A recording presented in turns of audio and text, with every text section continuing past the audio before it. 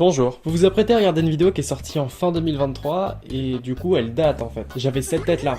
Et en fait les choses ont beaucoup changé depuis. Pourquoi est-ce que je republie cette vidéo aujourd'hui? C'est tout simplement pour une seule raison qui est vraiment toute conne. L'un des 5 sujets que je vais traiter dans la vidéo a préféré strike ma vidéo et la supprimer sans aucun répit et accessoirement sans me prévenir. Donc j'étais obligé d'aller le voir sur Telegram en privé pour essayer de lui demander mais en fait il faut qu'on trouve une solution parce que ma vidéo je l'ai bossée pendant des mois et toi tu me la supprimes comme ça juste parce que t'es pas content. Sauf que ce gars là de mon propre point de vue n'avait absolument aucune légitimité de supprimer cette vidéo, vraiment, ça n'avait aucun sens. Et du coup, pour qu'il évite de la retrouver, on va remplacer le nom qu'il a, donc celui-là, par le méchant monsieur. Ce qui veut dire qu'à chaque fois que je suis censé dire ceci dans ma vidéo, vous entendrez le méchant monsieur. Voilà, c'est tout bête, hein. Donc si cette vidéo c'est la première impression que vous avez de ma chaîne, franchement, allez regarder les dernières. Je vous jure qu'elles sont bien. La vidéo sur Kinito, donc la dernière que j'ai sortie, je l'ai sortie ce matin en fait. Voilà, j'ai un peu beaucoup d'avance quand même, et je suis en train d'enregistrer avec mon téléphone, puisqu'en fait, mon micro, en fait, son câble n'est pas assez long, il sera jusqu'à... Oh putain, mais en fait, il peut... Oh! Donc me voici sur un fond vert en train de vous dire que cette vidéo date, qu'elle est du coup un petit peu moyenne. J'essayais encore de trouver ma propre DA, ma propre ligne directrice, et donc en fait elle s'inspire un peu trop de Feldup, un petit peu trop beaucoup, jusqu'à utiliser les mêmes musiques que lui, avoir un petit peu le même ton. Mais le problème c'est qu'en fait de base je suis quelqu'un qui parle avec une voix très monotone, sauf qu'en fait ce qui me choque le plus c'est cette tête là, on n'a rien à voir physiquement. Bref, je la republie parce que ça fait quand même près de 2 ans que j'étais censé la remettre sur YouTube, donc là voilà, j'espère que vous allez apprécier, j'espère que les personnes qui suivaient ma chaîne avant vont pouvoir découvrir cette nouvelle vidéo, et j'espère que les nouvelles personnes qui viennent de découvrir ma chaîne vont apprécier tout simplement. Il y a beaucoup de lacunes, il y a beaucoup de trucs qui vont pas, mais avec nostalgie, de mon point de vue, c'est quelque chose qui m'a un peu marqué, et surtout que c'était à l'époque où j'avais mes premiers commentaires homophobes et transphobes, du coup ça me fait quelque chose. Bref, le début d'un arc, bonne vidéo à tout le monde, et j'espère que les gens qui ne sont pas abonnés, qui vont kiffer cette vidéo, vont pouvoir s'abonner. Abonnez-vous s'il vous plaît.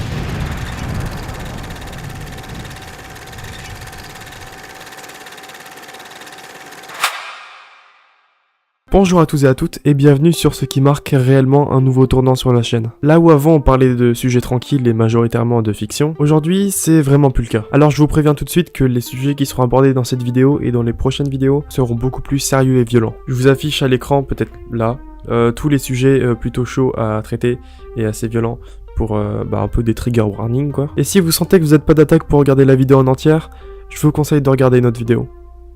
Vraiment, peu importe. Aujourd'hui, comme vous l'avez pu voir dans le titre de la vidéo, on va traiter de 5 cas obscurs de YouTube, plus ou moins connus, et qui, d'une manière ou d'une autre, ont pu impacter de nombreux utilisateurs de la plateforme. C'est une vidéo qui aura très probablement d'autres suites, où j'analyserai d'autres cas. D'ailleurs, 4 des éléments qui seront traités dans cette vidéo seront assez chauds à traiter, donc j'ai décidé d'en caser un autre au milieu de la vidéo, qui sera beaucoup moins chaud, moins tabou, et plus calme, et plus dans une atmosphère mystérieuse, pour essayer d'apaiser l'atmosphère. Âme sensible s'abstenir. C'est parti.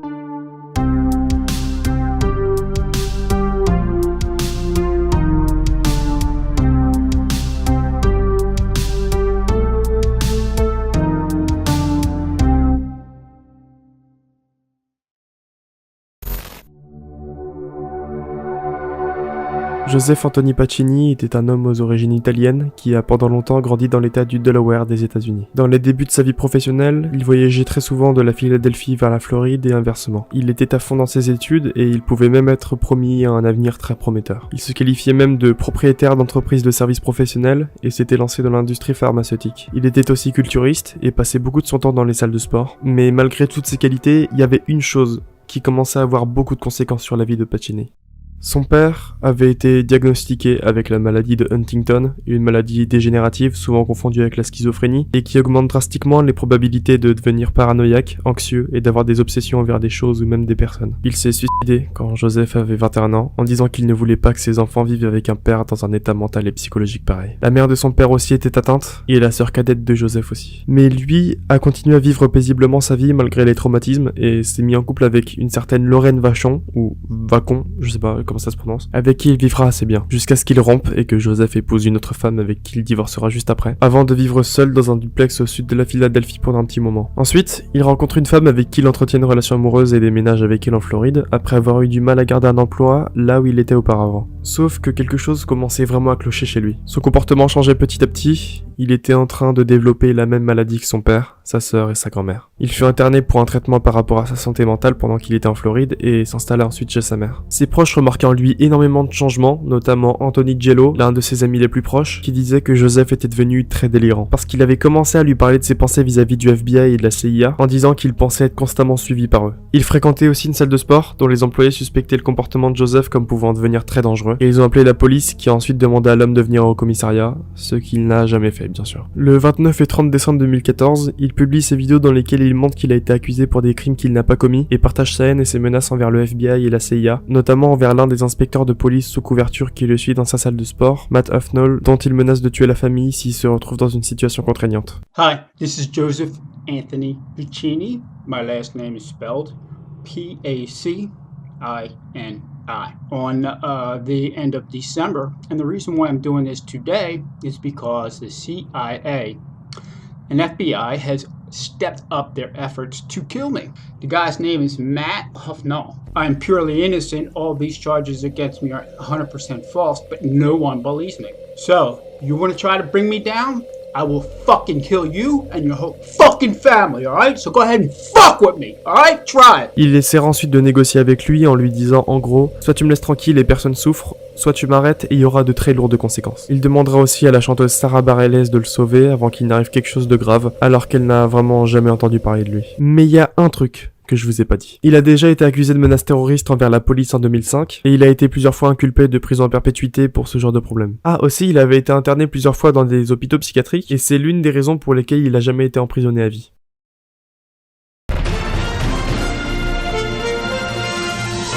NBC 10 News starts now. Le mardi 31 décembre 2014, Pacini sort de chez lui, rentre dans sa Nissan et voit des agents de police l'interpeller. L'homme ne se rend pas et freine pour tenter d'écraser des agents avant de foncer devant lui pour fuir le plus vite possible. À peine il conduisait sur quelques dizaines de mètres que les agents ont ouvert le feu sur lui, le touchant à multiples reprises, notamment à la tête, dans les épaules et dans le dos. Joseph mourut instantanément.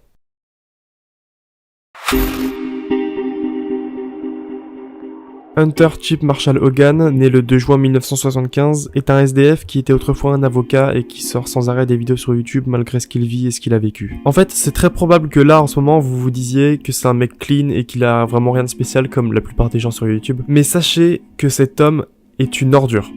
Et je pèse mes mots. Bref, il a grandi aux côtés de sa petite sœur dans l'enceinte de l'état du Texas aux États-Unis. Avec des parents divorcés, il déménage beaucoup de fois dans sa vie, mais arrive malgré tout à rester concentré et assez exemplaire dans ses cours, jusqu'à pouvoir décrocher un diplôme en droit à l'université et à commencer dans l'état de l'Illinois, qui est quand même vachement plus loin, genre plus de 1300 km. Et il se mariera avec une femme qui s'appelle Kelly, puis aura 2 enfants avec elle, dont l'un a été adopté, et l'autre qui est parti vivre chez Kelly après qu'ils aient divorcé. Ouais, ils étaient mariés très peu de temps. Il a ensuite enseigné le swing dans une église, il a fait de la photographie, j'ai pas pu retrouver ses photos, j'ai beau chercher, je crois qu'il a tout supprimé. En termes de carrière professionnelle, il a été serveur, webmaster pour des entreprises, jusqu'à ce qu'il devienne le procureur adjoint de l'état d'Illinois de février 2009 à février 2010. Là, on va rentrer dans une partie beaucoup plus sérieuse, parce qu'on s'intéressait à des détails très anecdotiques et pas très importants, sauf que là, c'est différent.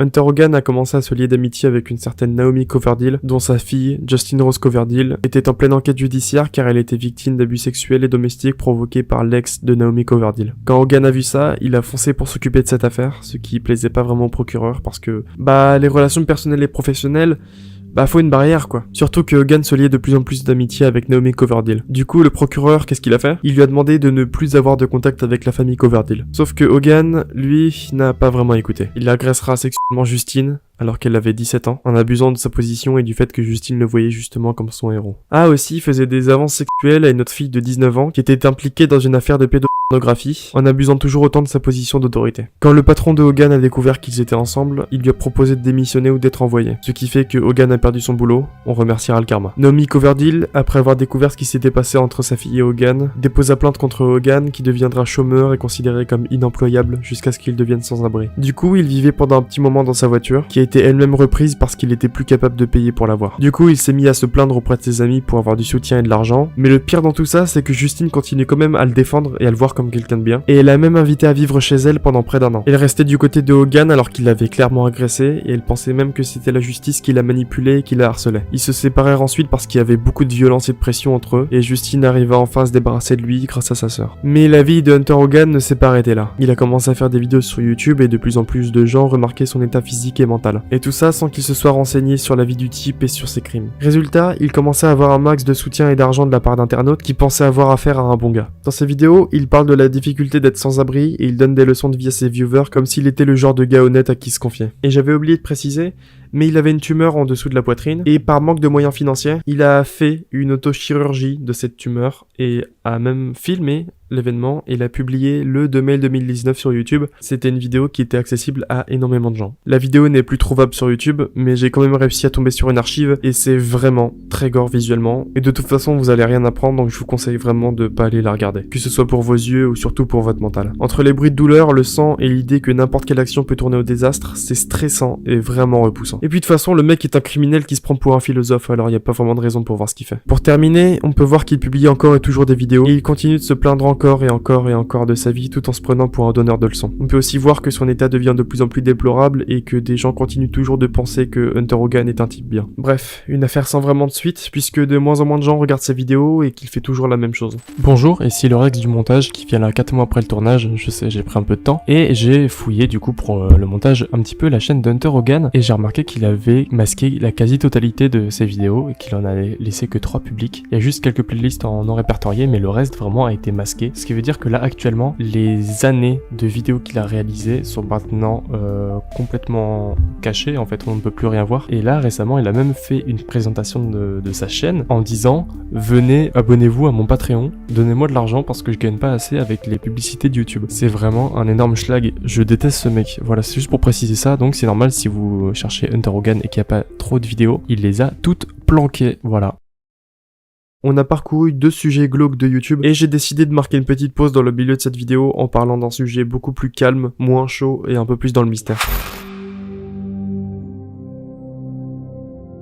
Le méchant monsieur. C'est une chaîne YouTube créée le 3 janvier 2017 et qui depuis pas mal de temps publie des vidéos très cryptiques avec des messages cachés de partout et une esthétique très particulière. Beaucoup de ces vidéos comportaient des images subliminales ou alors des symboles, notamment celui qu'utilisait un certain parti politique d'Allemagne dans la première moitié du XXe siècle. Les vidéos de Le méchant monsieur comportent aussi souvent une voix d'une femme ou d'un homme dont on parlera assez brièvement plus tard. Le propriétaire de la chaîne se présente en tant que Lord Le méchant monsieur et on peut voir qu'il renvoie vers plein d'autres chaînes affiliées à celle-ci, mais qui malheureusement n'ont jamais publié de vidéo, mis à part une seule du nom de Emma Bot qui se présente en tant que l'assistante personnelle de Le méchant monsieur, qui a aussi la même voix que celle qu'on peut entendre sur par exemple la vidéo Addressing the Issue, une vidéo sortie le 14 juillet 2018 et qui entre grosses guillemets lance un jeu de piste qui intéressera quelques internautes. On peut aussi voir dans l'espace commentaire des vidéos que beaucoup sont assez intrigués et motivés par ce qui se passe, alors que d'autres se demandent pourquoi la chaîne poste une vidéo tous les 50 ans, et on s'en doute bien, la question n'a jamais vraiment de réponse utile. Quand j'ai découvert cette chaîne, je me suis tout de suite dit qu'il fallait que j'enquête là-dessus, qu'il n'y avait pas que des simples vidéos à regarder, et que ça s'étendait sur plusieurs chaînes YouTube, sur plusieurs sites, etc. Puis surtout, j'ai vu qu'il y avait vraiment quasiment aucune vidéo qui a été faite à ce sujet, à part juste une ou deux réactions un peu perdues sur YouTube, mais c'est vraiment tout. Aucun post Reddit, aucun commentaire qui dévoilait la vérité, vraiment rien du tout. Donc bienvenue dans la première enquête complète sur Le méchant monsieur. Je crois. Ouais, le fait d'être l'un des premiers à enquêter sur cette chaîne YouTube, ça m'a un peu motivé à passer plusieurs heures pour découvrir les coulisses de ce que c'est. Bref, l'une des premières choses que j'ai comprises dès que j'ai commencé à enquêter, c'est que beaucoup de fois, on peut voir ou entendre les chiffres 1, 3, 1, 2, 2, 4, 1, 8, 2, 2, 7, 2. Et en tant qu'enquêteur de l'extrême habitué aux ARG et aux jeux de piste comme celui-ci, je me suis dit que ça pourrait peut-être être un numéro de téléphone qui serait à appeler et qui pourrait nous donner quelques indices. Et croyez-moi, il s'est vraiment passé quelque chose d'incroyable. On est le 14 mars 2023, je commence à faire des recherches sur Le méchant monsieur. Et attends, j'appelle le numéro du coup. Ça se trouve c'est le numéro d'une grand-mère aux États-Unis, j'ai un peu peur. On appelle. FR, bonjour. Nous n'avons pas reconnu le numéro que vous avez composé. Oui, j'ai peut-être un petit peu menti. Il y a vraiment rien à tirer de cette suite de chiffres, mais au moins on sait que ça vaut pas trop la peine de s'attarder dessus. Sinon, j'ai fouillé chaque chaîne YouTube affiliée à Le méchant monsieur. et j'ai pu trouver des liens menant à son Twitter, son Patreon, son Instagram et sur un site nommé Hop Culture dont on parlera plus tard dans la vidéo. Je suis d'abord allé sur le Twitter de Le méchant monsieur. où on peut voir dans la bio qu'il se considère comme un visionnaire post-culturel radical et créatif déclaré empêtré dans la poursuite de l'apogée. Je sais pas. Il est suivi par quelques personnes dont beaucoup sont engagées dans la crypto-monnaie. Et je sais qu'on va me poser cette question. Et d'ailleurs, je me suis posé la même quand je faisais mes recherches. C'est quoi ce délire avec la crypto? Vous verrez après, on est vraiment loin d'avoir fini. Bref, sur son Patreon, il propose des abonnements allant de 1,50€ à 5,50€ qui ne profitent à personne parce que personne n'est abonné à Le méchant monsieur. sur Patreon. Mais en tout cas, on peut voir que les abonnements peuvent donner l'accès à une douzaine de fichiers texte et j'ai préféré garder mon argent parce que j'étais pas trop en confiance et parce que j'ai considéré que c'était pas vraiment ultra important pour la compréhension de ce qu'est film. Le méchant monsieur. En dessous des abonnements proposés, on peut voir une longue description séparée en paragraphes qui se concentre sur des aspects très spécifiques que je vais vous lire tout de suite. Nom. Description, visionnaire postculturel radical et créatif, déclaré empêtré dans la poursuite de l'apogée, concernant toutes les connaissances accessibles, donc une autonomie illimitée et perpétuelle. Le méchant monsieur. Pseudonyme qui supervise la vision créative et analytique de ingénieur social. L'opposition, organisation fondée sur une idéologie radicale, impliquant l'antipathie d'un ensemble d'œuvres dépassées, y compris, mais sans s'y limiter, la religion orthodoxe, l'idéologie politique, la doctrine économique et l'idéal culturel populaire. Et tout plein d'autres aspects cryptiques et presque incompréhensibles qui rendent encore une fois le mystère de Le méchant monsieur. complètement bordélique pour nous. Et j'ai ensuite regardé son Instagram où il possède un compte privé suivi par 109 personnes et qui suit 6 comptes, évidemment ceux qui sont liés à notre cher. Le méchant monsieur. On peut voir qu'il a aussi une adresse email pour le business et qu'il a une boutique sur le compte Instagram d'Opculture qui a pas vraiment l'air d'être actif puisque j'ai demandé de le suivre il y a quelques temps déjà et j'ai eu aucune réponse, alors qu'il m'a même pas fallu attendre 1 heure pour être accepté sur le compte de... Le méchant monsieur. Au moins, la bio d'Opculture envoie vers un site au nom de opculture.com sur lequel j'ai foncé en espérant pouvoir en sortir avec plein d'informations. J'en ai eu pas mal, mais c'est pas du tout ce à quoi je m'attendais. Mis à part les pages inutiles qui affichaient juste une citation edgy ou des liens vers les chaînes YouTube et les Twitter des comptes affiliés, il y avait ça. Une page au nom de Investment Deck, répartie en plusieurs dizaines de diapositives étranges qui ont pas mal attiré mon attention, mais qui, plus que tout, m'ont beaucoup aidé à comprendre ce en quoi consiste. Le méchant monsieur. On va essayer de revenir dessus un peu plus tard, mais sachez qu'on arrive vers la fin de l'enquête. Il y avait aussi sur le site un lien vers un Discord et un Telegram qui m'a permis d'envoyer des messages directement. Le méchant monsieur. Parce que oui, pendant mon enquête, j'ai essayé d'envoyer un message privé Le méchant monsieur. sur Instagram, mais on m'a dit qu'il ne recevait pas les messages des gens dont il n'était pas abonné, ce qui veut dire qu'il avait bloqué les invitations par message. Donc ça m'a pas trop avancé. Je vais vous le dire tout de suite, il y a vraiment rien sur le serveur Discord. L'admin, qui est du coup Le méchant monsieur. est actif, mais malgré le nombre de salons qui est assez massif, on n'a pas vraiment masse d'infos, même que certains aspects du serveur paraissent super edgy. Donc je suis passé directement sur Telegram où j'espérais pouvoir en terminer avec cette affaire. Après avoir intégré le Telegram d'Opculture, j'ai été accueilli par quelqu'un qui m'a demandé de remplir un captcha pour prouver que j'étais pas un robot. Ensuite, Le méchant monsieur. c'est connecté. En parallèle, je lui ai envoyé un long message en privé pour tenter de parler avec lui hors RP, et bien évidemment, le message n'a pas été reçu. J'imagine qu'il bloquait les invitations là aussi. C'est chiant. Après tout ça, j'ai un peu remonté les conversations du groupe, et j'ai pu trouver pas mal de choses plus ou moins cheloues. On nous apprend que Parker Wright est impliqué dans ce que fait. Le méchant monsieur. Oui, le gars qui a fait 11BX 1371, qui est l'une des vidéos les plus connues, et l'un des piliers les plus gros du glauque sur YouTube. Sur... Le méchant monsieur. Je vois pas vraiment le rapport. J'y ai pas cru, voilà. Pourquoi ? Attends, what the fuck? Je comprends de moins en moins les choses. Ils disent que Parker Wright a rejoint l'équipe de... Le méchant monsieur. Sauf que j'en doute très fortement parce que Le méchant monsieur. t'es vraiment pas connu et le truc tient vraiment sur rien du tout. Alors que 11BX 1371, qui est une vidéo qui est quand même vachement connue, bah c'est pas un mec qui crée forcément des ARG. En fait, je comprends de moins en moins les choses. Que fait Parker Wright là-dedans, en fait? C'est ma seule question. Il nous montre aussi des designs pour la prochaine version de son site Opculture et beaucoup de fois, il parle de crypto en renvoyant vers des liens ou juste en se concentrant dessus dans des longs messages. Et vous vous rappelez de cette page du site Opculture? Eh bah, ça m'a permis de bien me faire comprendre que mes idées et mes hypothèses étaient bonnes vis-à-vis de... Le méchant monsieur.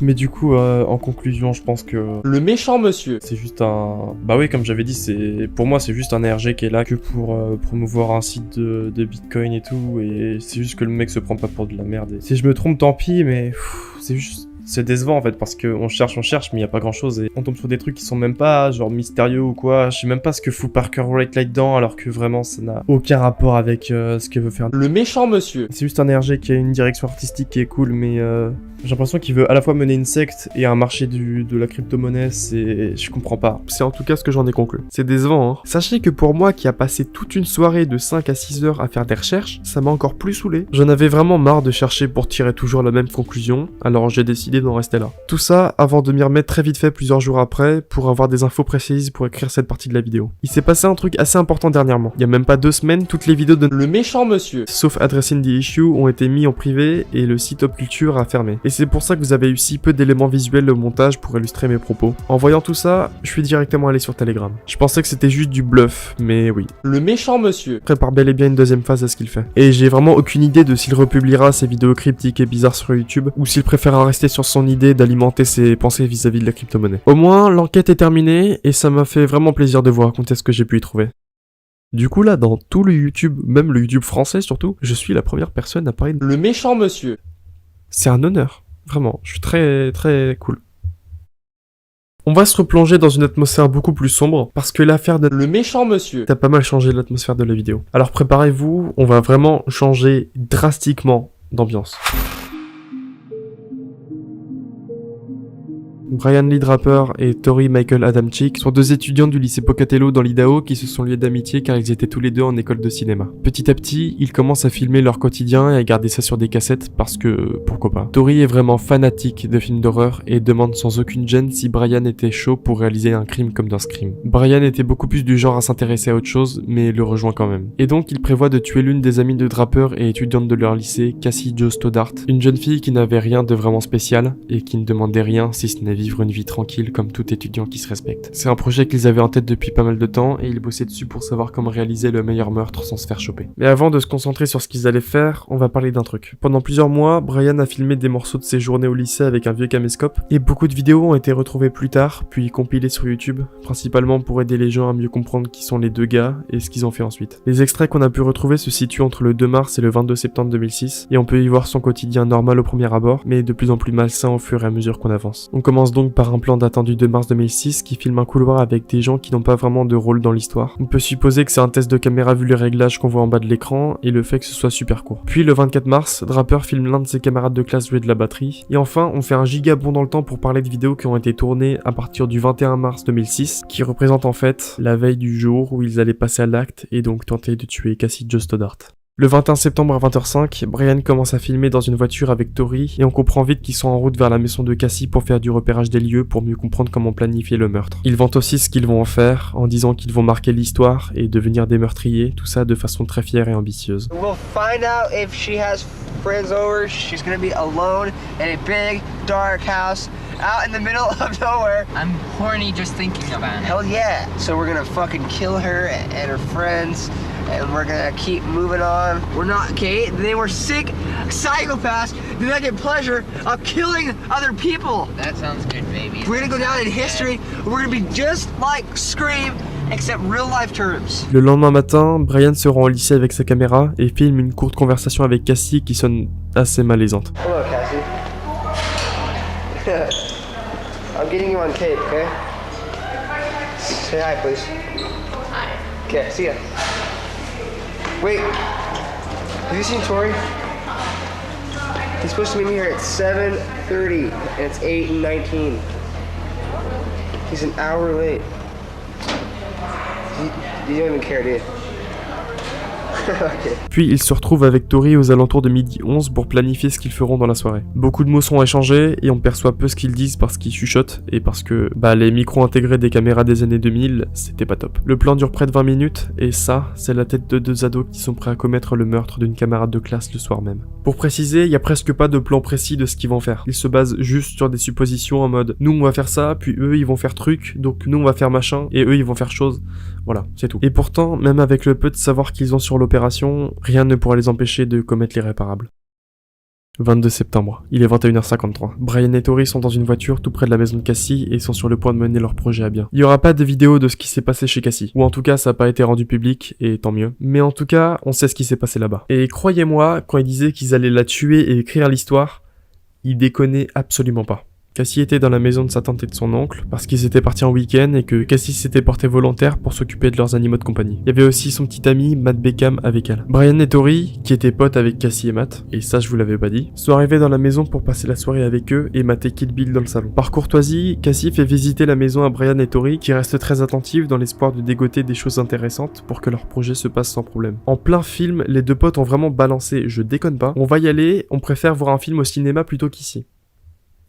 Je le prendrais très mal. Et donc ils partent de la maison, laissant Cassie et Matt seuls. Le truc, c'est que pendant que personne ne le regardait, Brian avait déverrouillé une porte qui reliait le sous-sol à l'extérieur. Lui et son pote sont partis du quartier, puis sont revenus quelques instants plus tard avant d'enfiler des vêtements entièrement noirs, un masque terrifiant et des gants pour éviter de laisser des traces d'empreintes. Ils sont rentrés dans la maison par la porte qui reliait au sous-sol et ils ont essayé de faire du bruit pour les effrayer, ce qui n'a pas du tout marché. Après ce ratage, l'un des deux désactive le courant dans la maison en espérant que Cassie ou Matt descendent dans le sous-sol, sauf que personne ne vient. Du coup, il rallume le courant comme si rien ne s'était passé, mais le couple commence à avoir un peu peur. Et là, il arrive un truc qui n'était pas vraiment prévu par Brian et Tori. L'un des chiens de la maison reste immobile devant les escaliers qui descendent vers le sous-sol et se met à aboyer et à grogner en direction d'eux. Matt, qui était pas censé rester la nuit, appelle la mère de Cassie pour lui demander si on peut faire une exception pour lui pour qu'il reste aux côtés d'elle, mais sa demande est refusée. À la place, la mère de Cassie propose qu'il l'emmène avec elle chez lui et qu'il la redépose le lendemain matin chez sa tante et son oncle. Matt approuve l'idée, mais pas Cassie, parce qu'elle considère que c'est dans ses responsabilités de rester ici pour garder les animaux de compagnie, même si le courant est coupé et que le chien devant les escaliers commence à faire flipper. Alors, vers 22h30, la mère de Matt vient le chercher et sa petite copine se retrouve seule à la maison. Vous savez très probablement ce qui va se passer. Beckham passe un appel à Brian et Tori pour leur demander où ils sont, mais ils répondent en chuchotant qu'ils étaient au cinéma. Un mensonge qui passe tranquille. L'un des deux potes rééteint l'électricité de la maison en pensant que Cassie allait venir, sauf qu'elle est jamais descendue. Alors Brian et Tori brandissent respectivement une dague et un couteau de chasse, montent à l'étage, claquent une porte pour faire peur à leur victime et l'encerclent avant de la poignarder 29 fois, dont à la gorge et en haut du corps. Elle mourut instantanément et les adolescents partirent immédiatement de la maison, laissant une dernière vidéo derrière eux. Just killed Cassie. We just left her house. This is not a fucking joke. I'm shaking. I stabbed her in the throat and I saw her lifeless body just disappear. Dude, I just killed Cassie. Oh, fuck. That felt like fucking real. Ils seront retrouvés 5 jours après, le 27 septembre 2006, et arrêtés par la police avant d'être accusés de meurtre au premier degré. En gros, ils étaient accusés d'avoir volontairement et délibérément causé la mort de Cassie avec préméditation. Pendant les interrogatoires, les deux potes rejettent la faute sur l'autre, avant que Brian révèle de plus en plus d'informations sur le meurtre, jusqu'à indiquer aux enquêteurs le lieu des vêtements qu'ils avaient utilisés avant l'événement et dont ils s'étaient débarrassés. Pendant leur procès, il déclarera avoir été inspiré par Eric Harris et Dylan Klebold, deux adolescents tristement connus pour avoir été les criminels derrière le massacre de Columbine, qui a eu lieu le 20 avril 1999. Tori, lui, a été énormément inspiré par Scream et d'autres films, chose qu'on pouvait voir dans l'une des vidéos tournées le 22 septembre, avec tous ces posters de films d'horreur collés à son casier. Ils furent tous les deux condamnés à l'emprisonnement à perpétuité, sans possibilité de parole et sans libération conditionnelle avant 30 ans. Certains disent même que la mère de Tori a écrit un livre qui prenait la défense de son fils et qui blâmait la victime, ce qui est véritablement aberrant. Depuis, on sait qu'Adamczyk a fait pas mal d'appels au juge pour remettre en question sa condamnation, appels qui ont été tous soit refusés, soit inutiles. Brian, lui, a commencé à regretter énormément ce qu'il a fait et assumer ses actes. Tout ce que je vous demande, c'est me donner la punition que je mérite pour ma part dans ce crime. C'est la seule façon pour moi de trouver une sorte de solution en obtenant ce que je mérite. On peut aussi voir qu'ils sont tous les deux apparus dans un documentaire qui s'appelle Lost for Life et que je vous recommande, dont une partie se concentre sur cette affaire de meurtre longtemps après les événements. On y voit la famille de Tori qui vit toujours dans le déni en prenant énormément sa défense, ce que je trouve honteux quand on sait que c'est lui qui a eu l'idée de buter quelqu'un en premier. On voit aussi Brian qui nous renseigne beaucoup sur ses actes et on comprend qu'il regrette atrocement ce qu'il a fait. Il pleure plusieurs fois pendant qu'il parle et admet que l'une des raisons pour lesquelles il avait proposé Cassie comme victime à Tori était qu'il était presque amoureux d'elle et qu'il s'était senti mal quand il a découvert qu'elle était sortie avec un gars de leur lycée. Voilà. Une partie des vidéos qu'a filmé Brian se retrouve sur YouTube, et ce sont d'ailleurs celles qui ont servi de preuve pour leur accusation durant leur procès. Et vous pouvez même aller les voir vous-même si ça vous intéresse. Il y a rien de vraiment choquant ou quoi, c'est juste peut-être certains propos qui sont assez choquants, mais sinon le reste est vraiment clean. C'est assez soft, vous pouvez voir, et ça vous permettra un peu de mieux comprendre l'histoire, plus en profondeur. C'est une affaire qui a eu pas mal de succès, même encore aujourd'hui, et on peut trouver vraiment beaucoup de vidéos concernant tout ça. Ce qu'on peut en conclure, c'est que les deux criminels regrettent ce qu'ils ont fait, surtout Brian comme vous l'aurez compris, mais doivent tout de même subir leur punition, parce que malgré le fait qu'ils soient des garçons assez brillants avec un bon fond, il n'en reste pas moins les tueurs de Cassie Jo Stoddart, et personne ne pourra jamais effacer ça. Not So Fantastic Devon est une chaîne YouTube créée le 8 janvier 2016 et gérée par Devon Erickson, un étudiant, acteur et musicien, tout ce qu'il y a de plus banal, et qui passait beaucoup de son temps à jouer aux jeux vidéo, notamment sur Dead by Daylight, un jeu multijoueur en coopération où vous contrôlez soit un survivant dans un groupe d'humains, soit un monstre qui chasse les survivants en question. Pendant un petit moment, entre le 21 novembre et le 11 décembre 2016, il s'était mis à diffuser des lives sur YouTube où il jouait au jeu avec des amis à lui. Bon, la qualité des lives est très discutable, 2 des 3 lives sont mal cadrés, et il y a même des moments où l'image est bloquée et où on a seulement le son. Mais là, c'est pas la qualité de ses lives, de son ordinateur ou de son humour qu'on va traiter, mais on va plutôt analyser la personne qui est derrière le compte. Devon Erickson, né le 21 septembre 2000, était un étudiant au STEM School Highlands Ranch, une école spécialisée dans les matières scientifiques située dans le Colorado. C'était quelqu'un d'assez clean, mais forcément, comme vous pouvez vous en douter, il y a forcément eu un moment où tout a basculé du côté obscur. Devon, qui avait 18 ans à ce moment-là, entretenait une relation amicale avec un certain Alec McKinney, un autre étudiant de 16 ans qui était dans le même établissement. Et on va pas tourner autour du pot parce que les choses ont vraiment déraillé en l'espace de quelques jours et ça a été vraiment radical. On est le 7 mai 2019 et les deux amis quittent leur établissement pour se retrouver chez Devon. Dans la maison, il y avait un coffre-fort avec dedans 3 armes à feu, 3 armes de poing et un fusil. Et ça, Alec le savait. Il a menacé Erickson de forcer le coffre-fort, ce qu'il a fait. En tout cas, c'est ce que Devon déclara plus tard. Ils ont ensuite caché les armes dans un sac à dos et un étui à guitare, ont consommé de la cocaïne et sont revenus à l'école parce qu'ils avaient tous les deux prévu de faire un truc en particulier et je pense que vous l'avez vu venir. Ils ont prévu de lancer une fusillade dans l'établissement. Oui, on est passé des lives sur Dead by Daylight à ça. Comme je vous l'avais dit, c'était assez radical. Avant de rentrer dans l'école, le duo s'est séparé. Devon rentrant par l'entrée avant et Alec par l'entrée arrière pour avoir moins de chances de se faire choper avec leurs armes. Et d'une seconde à l'autre, pendant que des étudiants étaient paisiblement en cours dans la salle 107 de leur établissement, Erickson entra soudainement dans la salle de classe et se mit à l'arrière avant de pointer son arme vers les étudiants et de leur demander de ne pas bouger après avoir été bousculé par 3 étudiants. Brendan Bailey qui s'en sortit sans aucune égratignure, Joshua Jones qui reçut une balle dans la hanche et une autre dans la jambe, et enfin Kendrick Ray Castillo qui reçut une balle dans la poitrine qui fut fatale. On ne savait pas où était Alec au même moment, mais ce qu'on sait c'est qu'il se trouvait dans la section de l'établissement qui était consacrée au niveau collège, et qu'il avait blessé 4 élèves avant d'être attaqué par un garde armé. Après que les hommes aient été contrôlés par les forces de l'ordre, ils furent tout de suite placés en garde à vue et des agents ont été mobilisés vers la maison d'Erickson dans le cadre d'une enquête. Puis on saisit une voiture avec des graffitis qui disaient Fuck Society 666 et avec dessiné un pentagramme. Pardon, c'est juste super edgy. Arrivés au tribunal, les deux hommes ont été inculpés de 48 chefs d'accusation et Devon fut inculpé en tant qu'adulte sous la décision de la juge, même si ses avocats ont demandé à ce qu'il soit seulement inculpé en tant que mineur. Et Alec a été condamné à la réclusion à perpétuité avec possibilité de libération conditionnelle, alors que la peine de Devon n'a pas du tout été la même. Tenez-vous prêts, il a été condamné à la prison à vie, sans libération conditionnelle, plus 1282 ans de prison. Ce sont les chiffres. Et les chiffres ne mentent pas. Et c'est plus précisément la 38e condamnation la plus grosse de l'histoire, dans une liste qui contient quand même des noms comme Jeffrey Dahmer et Gary Ridgway. Ça a pas vraiment de rapport, mais il y a aussi l'un de ses avocats qui a déclaré que c'était un enfant confus et non un monstre. Après les événements de la fusillade, Kendrick Ray Castillo fut considéré comme un héros et a eu le droit à beaucoup d'hommages, dont des témoignages de ses parents en pleurs sur plusieurs médias différents. Et j'aimerais, pour terminer, ouvrir une parenthèse que j'ai un peu de mal à garder au fond de moi parce que je trouve ça légitimement horrible, mais il y a énormément de gens qui glorifient ce qu'a fait Devon Erickson sur TikTok et qui disent qu'il est trop cute pour aller en prison et qu'il faudrait le libérer. Ça existe, et il y a énormément de vidéos sur la toile qui existent comme ça. Et ça me rappelle énormément les fanatiques des gens qui ont du coup fait le massacre de Columbine. Il y a une tonne de vidéos qui glorifient leurs actes et qui disent qu'ils sont trop beaux machin et qui regrettent leur mort ou leur condamnation.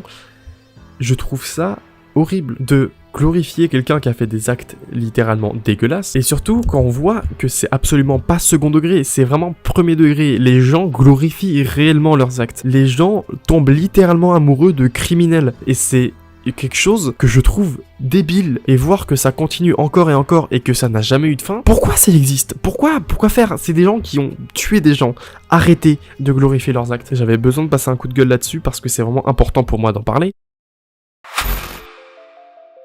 Voilà 5 cas obscurs de YouTube. Désolé si l'épisode comeback des archives régaliennes peut paraître assez violent. J'ai décidé qu'il était temps pour la chaîne de changer, et pour pouvoir enfin aborder des sujets beaucoup plus intéressants et sombres, tout en tirant derrière tout ça des messages, et qu'on puisse à la fin prendre du recul sur certaines choses. Certains vont me demander pourquoi est-ce que j'ai traité de chacun sujet de cette vidéo, et je vais vous répondre tout simplement que, on peut tout voir sur internet. Et notamment des traces laissées par énormément de gens. Même des gens qui sont soit décédés comme Joey Pacini, soit criminels comme Devon Erickson, ou même malheureusement libres comme Hunter Hogan. On découvre énormément de choses avec chacune des traces qu'ils laissent, et on comprend vite que beaucoup de trucs sur internet sont en libre accès tout le temps, voire souvent beaucoup trop de choses. Chaque site ou plateforme qui compose en gros la surface de ce qu'on connaît d'internet a ses propres avantages et inconvénients. Et c'est d'ailleurs l'une des problématiques principales qui va revenir le plus souvent dans les vidéos qui traiteront de cas ou de phénomènes en rapport avec YouTube et internet en général. Chaque personne qui a un contact avec internet laisse forcément des traces. Et au fur et à mesure que le temps avance, on comprend de plus en plus de choses et on se rend vite compte que tout existe sur le net. Chaque type d'individu, chaque image, chaque fantasme, chaque chose immonde ou fascinante qui existe a beaucoup de chances de se trouver derrière ne serait-ce qu'un lien banal sur lequel tout le monde peut cliquer. Mais derrière toutes les personnes néfastes, les monstres et les choses horribles qu'on peut trouver sur internet, se cachent des pépites incroyables qui sont des sujets d'enquête absolument géniaux, ou simplement des terriers de lapins faramineux super intéressants, qui arrivent souvent à faire passer des messages ou tout simplement à divertir ou n'importe quelle autre raison. Que ce soit par le biais de jeux de pistes, d'ARG, ou par n'importe quel autre moyen. Des choses qui nous permettent d'en sortir toujours plus attentifs et qui nourrissent notre curiosité de façon exponentielle. Et c'est ça qu'on veut voir sur internet. Et très honnêtement, je suis beaucoup plus motivé à traiter de de sujets comme des ARG ou des jeux de pistes que des affaires criminelles. Parce que je vais pas vous mentir, j'ai un peu de mal à trouver des vrais messages intéressants derrière les affaires criminelles. Je sais pas trop quoi conclure après une histoire d'un SDF anciennement avocat qui a violé une jeune fille et qui a fait des avances sexuelles à une autre. Je sais pas quoi conclure après une histoire d'un gars super edgy qui a fait une fusillade dans une école. Moi, ce que j'ai envie de vous montrer, et la raison pour laquelle j'ai envie de faire des vidéos sérieuses, c'est vous montrer que quasiment tout sur internet, donc chaque personne, chaque image, chaque objet, etc., est accessible à tous. Pourtant, cette vidéo, j'ai l'impression qu'elle m'aide pas trop à développer cette conclusion. Là, j'ai l'impression que tout ce que je peux conclure de certains sujets de cette vidéo, c'est attention, il y a des méchants sur internet, faites gaffe, soyez méfiants, soyez gentils, pas méchants, c'est pas gentil d'être méchant. Cependant, il y a un seul sujet de cette vidéo que j'ai vraiment pris du plaisir à traiter, malgré le fait que mes enquêtes n'aient pas vraiment porté leurs fruits. C'est le sujet de Le méchant monsieur. C'est l'un des seuls sujets qui me permet de vous faire passer un message clair et intéressant. Un message qui est créer ce genre de choses. Enfin, choisissez une esthétique, créez un univers unique et intéressant, faites quelque chose d'intéressant, peu importe la fin. À partir du moment où on peut en tirer quelque chose de vraiment positif. Voilà, pardon pour cette longue conclusion. Malgré ce que j'ai dit sur les affaires comme celle de Devon Erickson, Hunter Hogan ou Cassie Jo Stoddart, je trouve quand même ça intéressant d'en parler parce que je considère qu'on n'en parle pas beaucoup en France et que l'un des seuls créateurs que je connais et qui en parle, j'aime pas trop son contenu, j'aime pas trop la façon dont il aborde ces sujets. Je cite pas de nom, mais en vrai, dans ceux que je connais, il y a Feldup qui traite super bien ces sujets et il y a plein de youtubeurs true crime qui sont vraiment intéressants à regarder. Sinon, pendant que j'écrivais cette vidéo, j'ai découvert la vidéo d'une française qui parlait de l'affaire sur Devon Erickson et je vous mets un visuel ici et un lien en description parce que sa vidéo est super bien documentée et avec une super écriture. Bref, j'espère que la fin de cette vidéo aura été claire pour tout le monde parce que moi-même quand j'écris ces textes, j'ai un peu de mal à faire des conclusions linéaires et bien compréhensibles. Souvent je me relis plein de fois, je réécris des phrases et tout, je comprends pas ce que je fais moi-même en fait. Mais merci d'avoir regardé cette vidéo, prenez soin de vous. C'était Regs, à la prochaine pour une vidéo qui parlera d'une artiste de musique expérimentale et industrielle fabuleuse qui arrivera j'espère d'ici peu si tout se passe bien.